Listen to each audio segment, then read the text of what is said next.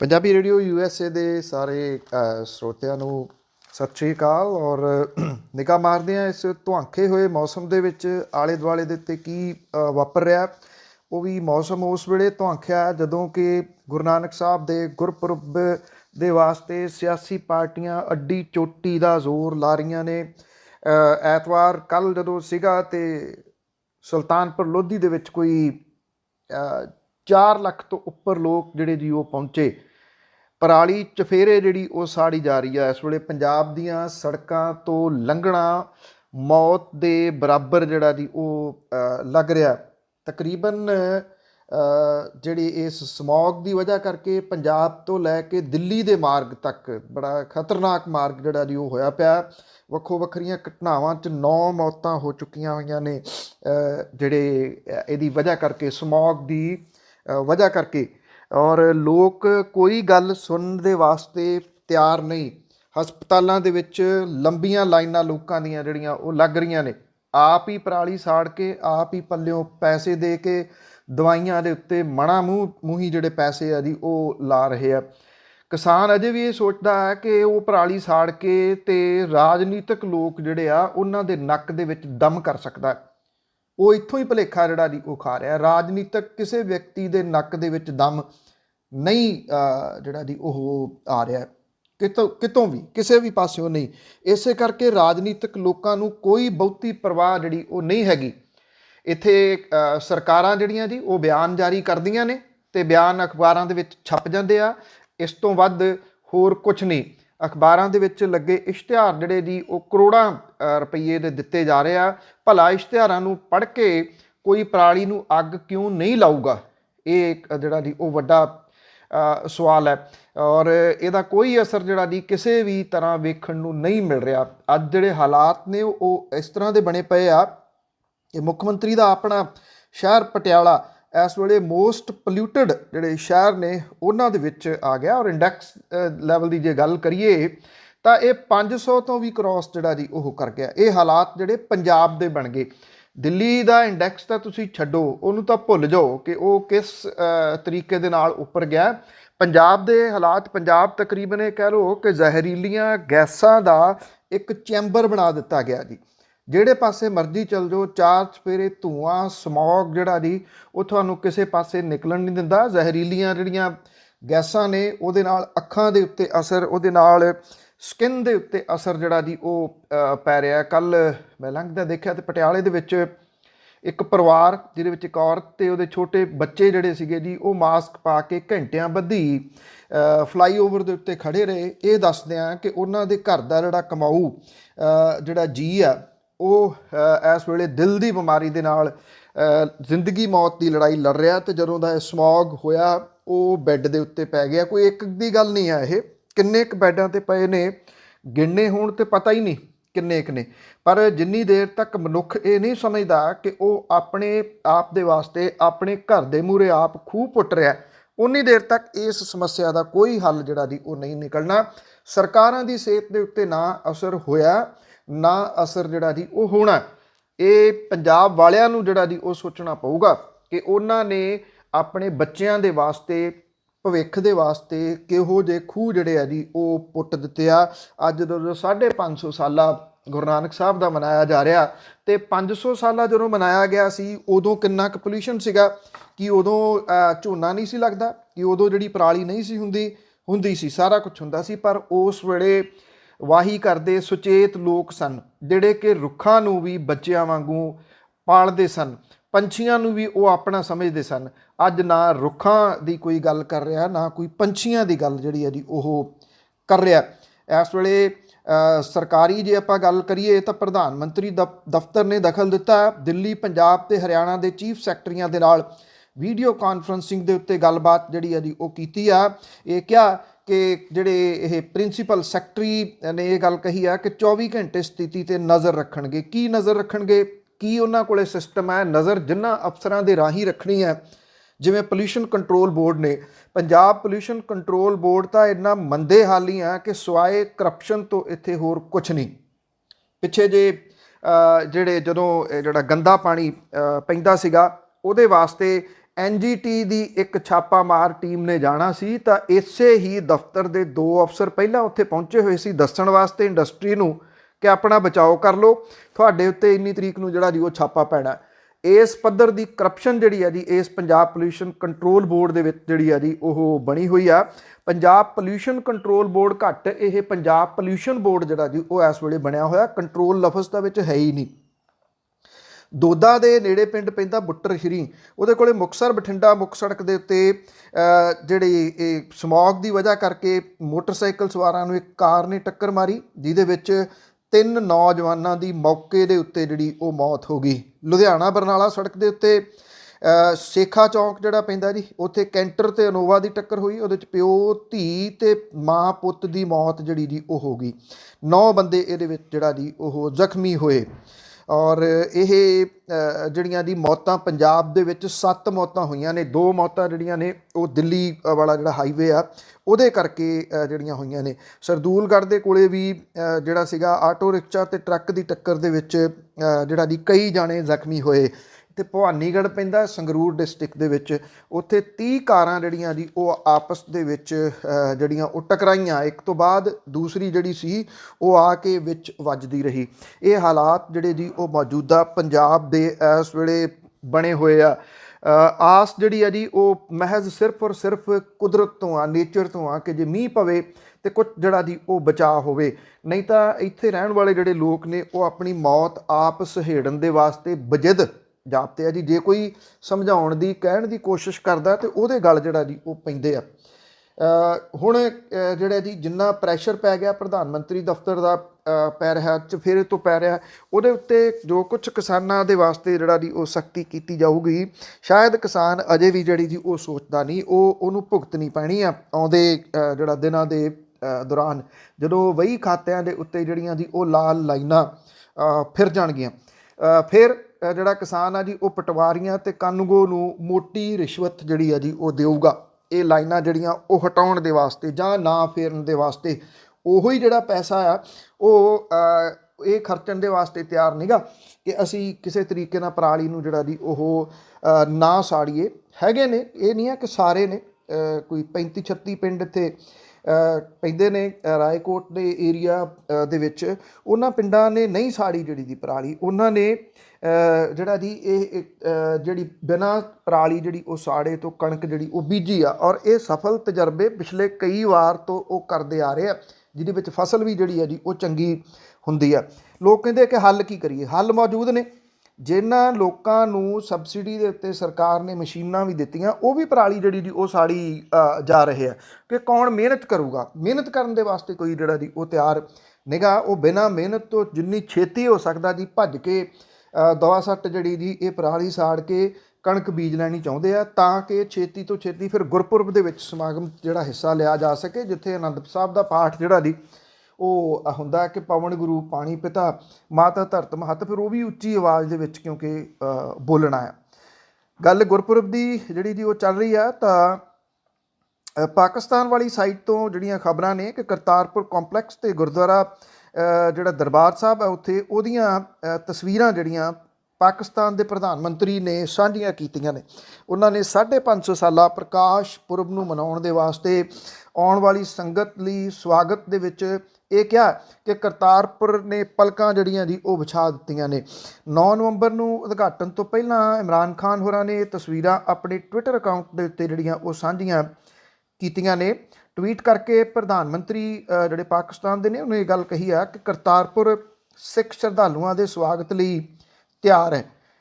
ਇੱਕ ਹੋਰ ਟਵੀਟ ਦੇ ਰਾਹੀਂ ਉਹਨਾਂ ਨੇ ਲਾਂਘੇ ਦੀ ਉਸਾਰੀ ਦਾ ਕੰਮ ਵੇਲੇ ਸਿਰ ਖਤਮ ਕਰਨ ਲਈ ਆਪਣੀ ਸਰਕਾਰ ਨੂੰ ਵਧਾਈ ਦਿੱਤੀ ਆ। ਔਰ ਇਹ ਕਿਹਾ ਹੈ ਕਿ ਉਹ ਆਪਣੀ ਸਰਕਾਰ ਨੂੰ ਗੁਰੂ ਨਾਨਕ ਸਾਹਿਬ ਦੇ 550 ਸਾਲਾ ਸਮਾਗਮਾਂ ਲਈ ਕਰਤਾਰਪੁਰ ਨੂੰ ਰਿਕਾਰਡ ਸਮੇਂ ਦੇ ਅੰਦਰ ਤਿਆਰ ਕਰਨ ਦੇ ਵਾਸਤੇ ਵਧਾਈ ਜਿਹੜਾ ਜੀ ਉਹ ਦੇਣਾ ਚਾਹੁੰਦੇ ਆ।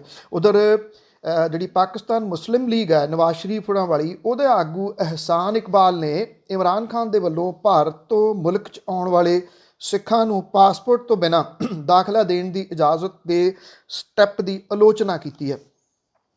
ਇਕਬਾਲ ਨੇ ਜਿਹੜੀ ਹੈ ਜੀ ਇਹ ਗੱਲ ਕਹੀ ਹੈ ਕਿ ਕਰਤਾਰਪੁਰ ਸਾਹਿਬ ਲਾਂਘਾ ਖੋਲ੍ਹਣਾ ਵਧੀਆ ਸਟੈਪ ਹੈ, ਪਰ ਭਾਰਤੀਆਂ ਤੋਂ ਪਾਸਪੋਰਟ ਦੀ ਸ਼ਰਤ ਹਟਾਉਣਾ ਬਹੁਤ ਵੱਡੀ ਭੁੱਲ ਹੈ। ਜੇ ਗੱਲ ਪਾਕਿਸਤਾਨ ਦੀ ਕੀਤੀ ਆ ਤੇ ਇੱਧਰ ਵਾਲੀ ਵੀ ਥੋੜੀ ਕਰ ਲਈਏ। ਸੁਲਤਾਨਪੁਰ ਲੋਧੀ ਇੱਕ ਇਸ ਤਰ੍ਹਾਂ ਦੀ ਜਿਹੜੀ ਦੀ ਉਹ ਧਰਤੀ ਹੈ ਜਿੱਥੇ ਗੁਰੂ ਨਾਨਕ ਸਾਹਿਬ 13 ਸਾਲ ਦੇ ਕਰੀਬ ਜਿਹੜੇ ਸੀਗਾ ਜੀ, ਉੱਪਰ 13 ਸਾਲ ਤੋਂ ਉੱਪਰ ਇਸ ਜਗ੍ਹਾ ਦੇ ਉੱਤੇ ਰਹੇ। ਇਸ ਧਰਤੀ ਨੂੰ ਮਾਣ ਹੈ ਕਿ ਇੱਥੇ ਵੇਈ ਨਦੀ ਦੇ ਵਿੱਚੋਂ ਨਿਕਲਣ ਤੋਂ ਬਾਅਦ ਮੂਲ ਮੰਤਰ ਜਿਹੜਾ ਸੀਗਾ ਜੀ, ਉਹ ਸਭ ਤੋਂ ਪਹਿਲਾਂ ਗੁਰੂ ਨਾਨਕ ਸਾਹਿਬ ਨੇ ਗੁਰਦੁਆਰਾ ਸੰਤ ਘਾਟ ਦੇ ਵਿੱਚ ਉਚਾਰਿਆ। ਇਤਿਹਾਸਕ ਨਗਰੀ ਸੁਲਤਾਨਪੁਰ ਲੋਧੀ ਅੱਜ ਕੇਂਦਰ ਬਿੰਦੂ ਹੈ। ਉੱਥੇ ਬਹੁਤ ਵੱਡੀ ਪੱਧਰ ਦੇ ਉੱਤੇ ਸਰਕਾਰ ਦੇ ਵੱਲੋਂ ਜਿਹੜੇ ਜੀ ਉਹ ਇੰਤਜ਼ਾਮ ਕੀਤੇ ਜਾ ਰਹੇ ਆ, ਇਹਦੇ 'ਚ ਕੋਈ ਸ਼ੱਕ ਨਹੀਂ ਜੀ, ਬਹੁਤ ਵੱਡੇ ਪੱਧਰ ਦੇ ਉੱਤੇ ਕੀਤੇ ਜਾ ਰਹੇ ਆ। ਚਾਰ ਚੁਫੇਰੇ ਤੋਂ ਆਉਣ ਵਾਲੇ ਜਿਹੜੇ ਲੋਕ ਨੇ ਉਹਨਾਂ ਲਈ ਵੱਡੀ ਪਾਰਕਿੰਗ ਦਾ ਇੰਤਜ਼ਾਮ ਕੀਤਾ ਗਿਆ। ਪਾਰਕਿੰਗ ਤੋਂ ਗੁਰਦੁਆਰੇ ਤੱਕ ਮੁਫਤ ਜਿਹੜੇ ਈ ਰਿਕਸ਼ਾ ਤੇ ਬੱਸਾਂ ਜਿਹੜੀਆਂ ਨੇ ਉਹ ਅੱਜ ਤੋਂ ਸ਼ੁਰੂ ਹੋ ਜਾਣਗੀਆਂ। ਪਰ ਇਹਦਾ ਇੱਕ ਹੋਰ ਪੁਆਇੰਟ ਜਿਹੜਾ ਜੀ, ਇੱਕ ਹੋਰ ਪੱਖ ਹੈ ਉਹ ਵੇਖਣ ਵਾਲਾ ਇਹ ਆ ਕਿ ਇਸੇ ਧਰਤੀ ਤੋਂ ਉਦਾਸੀਆਂ ਦੀ ਰੀਤ ਗੁਰੂ ਨਾਨਕ ਸਾਹਿਬ ਨੇ ਪਾਈ ਸੀਗੀ। ਦੁਨੀਆ ਦੇ ਵਿੱਚ ਜਿਹੜਾ ਜੀ ਉਹ ਜਾ ਕੇ ਉਹਨਾਂ ਨੇ ਕਰਮ ਕਾਂਡਾਂ ਤੇ ਪਖੰਡ ਨੂੰ ਚੁਣੌਤੀ ਦਿੱਤੀ।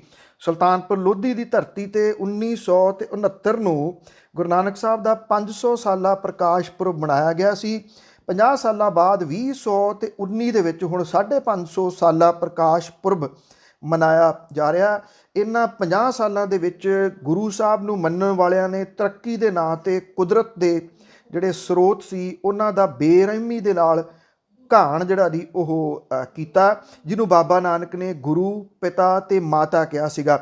ਸ਼੍ਰੋਮਣੀ ਗੁਰਦੁਆਰਾ ਪ੍ਰਬੰਧਕ ਕਮੇਟੀ ਨੇ ਇਹਨਾਂ 50 ਸਾਲਾਂ ਦੇ ਵਿੱਚ 500 ਸਾਲ ਤੋਂ ਲੈ ਕੇ 550 ਸਾਲਾਂ ਦੇ ਦੌਰਾਨ ਸੁਲਤਾਨਪੁਰ ਲੋਧੀ ਦੀ ਧਰਤੀ ਦੇ ਉੱਤੇ ਬਾਬੇ ਨਾਨਕ ਦੀ ਇੱਕ ਵੀ ਨਿਸ਼ਾਨੀ ਨਹੀਂ ਰਹਿਣ ਦਿੱਤੀ।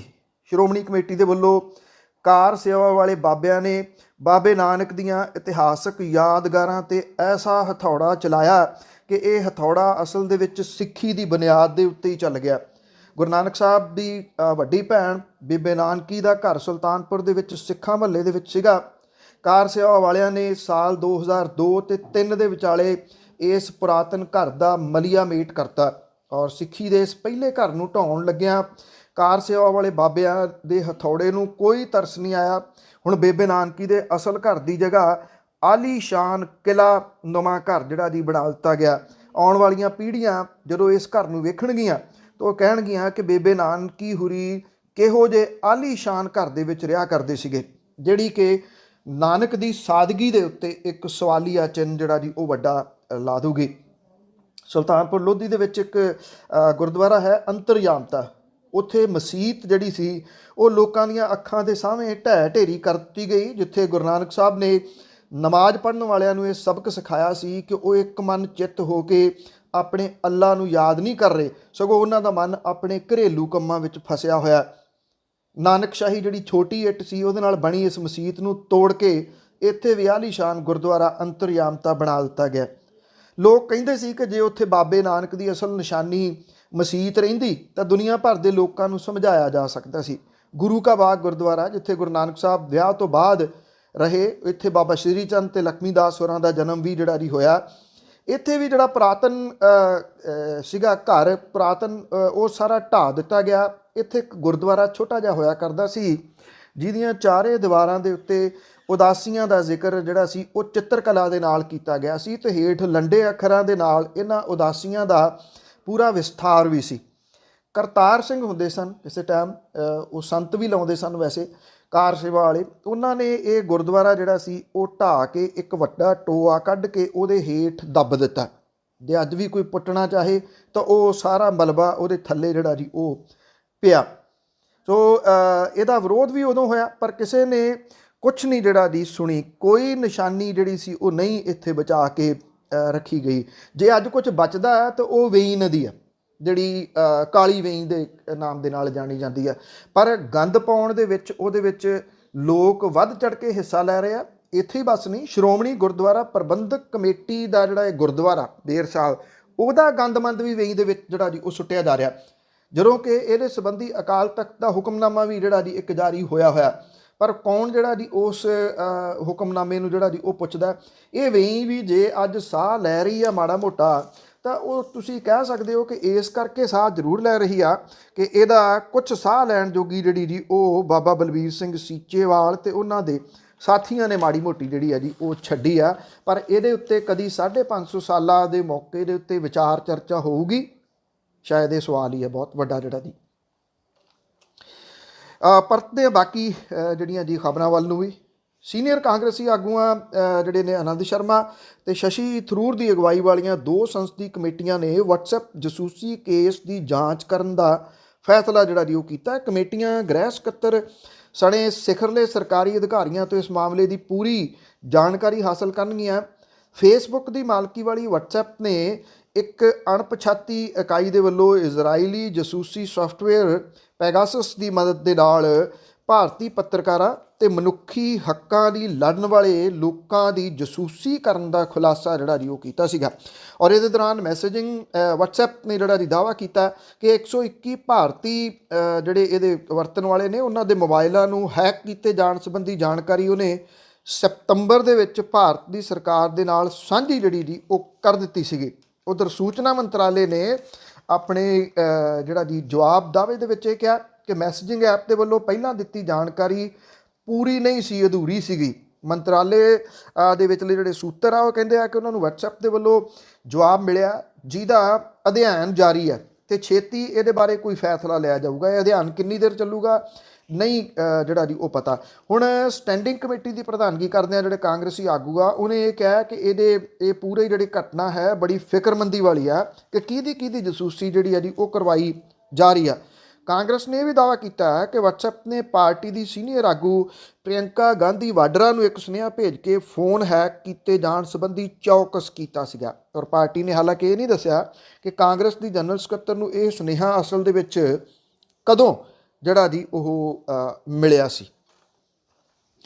ਸਿਆਸੀ ਗੱਲ ਜੇ ਚੱਲੀ ਹੈ ਤਾਂ ਇਸ ਵੇਲੇ ਜਿਹੜਾ ਵੱਡਾ ਰੇੜਕਾ ਮਹਾਰਾਸ਼ਟਰ ਦੇ ਵਿੱਚ ਪਿਆ ਆ ਭਾਰਤੀ ਜਨਤਾ ਪਾਰਟੀ ਤੇ ਸ਼ਿਵ ਸੈਨਾ ਵਿਚਾਲੇ, ਉਹਦੇ ਉੱਤੇ ਕਾਫੀ ਸਿਆਸੀ ਨਿਗਾਹਾਂ ਜਿਹੜੀਆਂ ਜੀ ਉਹ ਲੱਗੀਆਂ ਹੋਈਆਂ ਨੇ। ਮਹਾਰਾਸ਼ਟਰ ਦੇ ਵਿੱਚ ਭਾਜਪਾ ਤੇ ਸ਼ਿਵ ਸੈਨਾ ਦੇ ਦਰਮਿਆਨ ਮੁੱਖ ਮੰਤਰੀ ਦੀ ਕੁਰਸੀ ਨੂੰ ਲੈ ਕੇ ਕਸ਼ਮਕਸ਼ ਦੇ ਵਿਚਾਲੇ ਸ਼ਿਵ ਸੈਨਾ ਨੇ ਸ਼ਰਦ ਪਵਾਰ ਦੀ ਅਗਵਾਈ ਵਾਲੀ ਰਾਸ਼ਟਰਵਾਦੀ ਕਾਂਗਰਸ ਪਾਰਟੀ ਦੇ ਵੱਲ ਹੱਥ ਵਧਾਉਣ ਦਾ ਸੰਕੇਤ ਦਿੱਤਾ ਹੈ। ਸੀਨੀਅਰ ਪਾਰਟੀ ਆਗੂ ਸੰਜੇ ਰਾਉਤ ਨੇ ਇਹ ਕਿਹਾ ਕਿ ਉਹ ਭਾਜਪਾ ਦੇ ਨਾਲ ਮੁੱਖ ਮੰਤਰੀ ਦੇ ਅਹੁਦੇ ਤੋਂ ਘੱਟ ਹੋਰ ਕੋਈ ਗੱਲ ਨਹੀਂ ਕਰਨਗੇ। ਉਧਰ ਭਾਜਪਾ ਤੇ ਸ਼ਿਵ ਸੈਨਾ ਦੇ ਵਿਚਾਲੇ ਜਿਹੜਾ ਖਿੱਚੋਤਾਣ ਹੈ ਉਹਦੇ ਜਿਹੜਾ ਵਿਚਾਲੇ ਦੇਵੇਂਦਰ ਫੜਨਵੀਸ ਨੇ ਕੇਂਦਰੀ ਗ੍ਰਹਿ ਮੰਤਰੀ ਅਮਿਤ ਸ਼ਾਹ ਨੂੰ ਮਿਲਣ ਲਈ ਦਿੱਲੀ ਵੱਲ ਜਿਹੜੇ ਜੀ ਉਹ ਚਾਲੇ ਪਾਤੇ ਆ, ਕਿਉਂਕਿ ਬਹੁਤੀ ਟੇਕ ਹੁਣ ਅਮਿਤ ਸ਼ਾਹ ਦੇ ਉੱਤੇ ਆ ਦੇਵੇਂਦਰ ਫੜਨਵੀਸ ਦੀ। ਮੌਜੂਦਾ ਮਹਾਰਾਸ਼ਟਰ ਅਸੈਂਬਲੀ ਦੀ ਮਿਆਦ ਜਿਹੜੀ ਆ ਉਹ 9 ਨਵੰਬਰ ਜਿਹੜਾ ਜੀ ਉਹ ਤੱਕ ਹੈ। ਔਰ ਜੇ ਇਹ ਜਿਹੜਾ ਜੀ ਨਹੀਂ ਬਣਦੀ ਤਾਂ ਫਿਰ ਰਾਸ਼ਟਰਪਤੀ ਰਾਜ ਵੱਲ ਨੂੰ ਵੱਧ ਸਕਦਾ। ਵੈਸੇ ਇੱਦਾਂ ਦੇ ਚਾਂਸ ਬਹੁਤ ਘੱਟ ਜਿਹੜੇ ਜੀ ਉਹ ਕਹੇ ਜਾ ਸਕਦੇ ਆ। ਉੱਧਰ ਜਿਹੜੇ ਸ਼ਰਦ ਪਵਾਰ ਨੇ ਉਹ ਵੀ ਅੱਜ ਕਾਂਗਰਸ ਦੇ ਪ੍ਰਧਾਨ ਸੋਨੀਆ ਗਾਂਧੀ ਹੋਰਾਂ ਦੇ ਨਾਲ ਮੁਲਾਕਾਤ ਜਿਹੜਾ ਜੀ ਉਹ ਕਰਨਗੇ।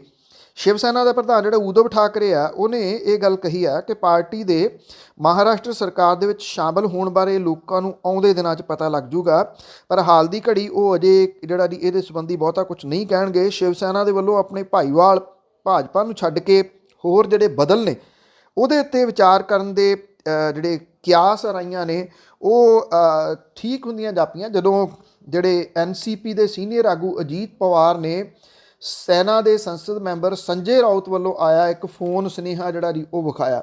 ਸੁਨੇਹੇ ਦੇ ਵਿੱਚ ਰਸਮੀ ਵਧਾਈ ਦੇ ਨਾਲ ਮੁੜ ਸੰਪਰਕ ਕਰਨ ਦੇ ਬਾਰੇ ਜਿਹੜਾ ਜੀ ਉਹ ਲਿਖਿਆ ਗਿਆ ਸੀਗਾ ਕਿ ਉਹ ਛੇਤੀ ਜਿਹੜਾ ਜੀ ਉਹ ਸੰਪਰਕ ਕਰਨਗੇ।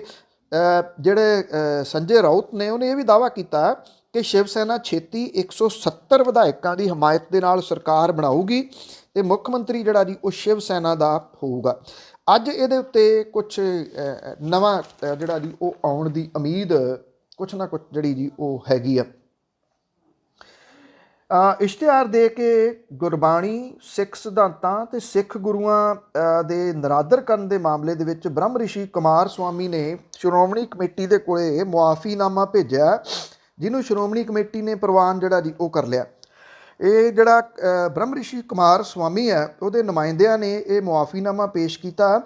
ਇਹਦੇ ਵਿੱਚ ਲਕਸ਼ਮੀ ਨਾਰਾਇਣ ਧਾਮ ਦਿੱਲੀ ਦੇ ਜਨਰਲ ਸਕੱਤਰ, ਸਾਬਕਾ ਸਿਹਤ ਮੰਤਰੀ ਬਲਦੇਵ ਰਾਜ ਚਾਵਲਾ, ਧਾਮ ਦੇ ਅੰਮ੍ਰਿਤਸਰ ਤੋਂ ਪ੍ਰਬੰਧਨ ਵਿਪਨ ਆਨੰਦ ਤੇ ਰੋਬਨ ਤਲਵਾਰ ਜਿਹੜੇ ਜੀ ਸ਼ਾਮਲ ਸੀ। ਇਹਨਾਂ ਨੇ ਇਸ ਸੰਬੰਧੀ ਲਿਖਤੀ ਮੁਆਫੀਨਾਮਾ ਪੇਸ਼ ਕੀਤਾ, ਜਿਹਦੇ 'ਚ ਮੁੜ ਕੇ ਅਜਿਹਾ ਨਾ ਵਾਪਰਨ ਦਾ ਭਰੋਸਾ ਜਿਹੜਾ ਜੀ ਉਹ ਦਿੱਤਾ ਗਿਆ ਸੀ। ਸ਼੍ਰੋਮਣੀ ਕਮੇਟੀ ਦੇ ਪ੍ਰਧਾਨ ਨੇ ਇਹ ਕਿਹਾ ਜੀ ਕਿ ਬ੍ਰਹਮ ਰਿਸ਼ੀ ਕੁਮਾਰ ਸਵਾਮੀ ਦੇ ਵੱਲੋਂ ਅਖਬਾਰਾਂ ਦੇ ਵਿੱਚ ਇਸ਼ਤਿਹਾਰ ਦਿੱਤੇ ਗਏ ਸੀ, ਜਿਹਦੇ ਵਿੱਚ ਵਰਤੀ ਗਈ ਸ਼ਬਦਾਵਲੀ ਕਰਕੇ ਸਿੱਖ ਗੁਰੂਆਂ, ਸਿੱਖ ਸਿਧਾਂਤ ਤੇ ਗੁਰਬਾਣੀ ਨਾਲ ਨਰਾਦਰ ਜਿਹੜਾ ਜੀ ਹੋਇਆ, ਔਰ ਇਹਦਾ ਵਿਰੋਧ ਜਿਹੜਾ ਕੀਤਾ ਗਿਆ ਸੀ। ਸ਼੍ਰੋਮਣੀ ਕਮੇਟੀ ਨੇ ਇਹਦਾ ਨੋਟਿਸ ਲਿਆ ਸੀਗਾ, ਇਸ ਮਾਮਲੇ ਦੇ ਵਿੱਚ ਕਾਨੂੰਨੀ ਕਾਰਵਾਈ ਕਰਨ ਦਾ ਜਿਹੜਾ ਉਹ ਫੈਸਲਾ ਲਿਆ ਸੀਗਾ, ਔਰ ਇਹਦੇ ਸੰਬੰਧੀ ਪੁਲਿਸ ਸ਼ਿਕਾਇਤ ਦਰਜ ਕਰਨ ਦੇ ਵਾਸਤੇ ਪੁਲਿਸ ਕਮਿਸ਼ਨਰ ਦੇ ਕੋਲੇ ਸ਼ਿਕਾਇਤ ਵੀ ਜਿਹੜੀ ਜੀ ਉਹ ਭੇਜੀ ਗਈ ਸੀ। ਹੁਣ ਜਦੋਂ ਇਹ ਮੁਆਫੀਨਾਮਾ ਆ ਗਿਆ ਤਾਂ ਇਹ ਜਿਹੜਾ ਜੀ ਕਿਹਾ ਗਿਆ ਕਿ ਇਹਨੂੰ ਸਵੀਕਾਰ ਕਰ ਲਿਆ ਗਿਆ, ਇਸ ਮੁਆਫੀਨਾਮੇ ਨੂੰ।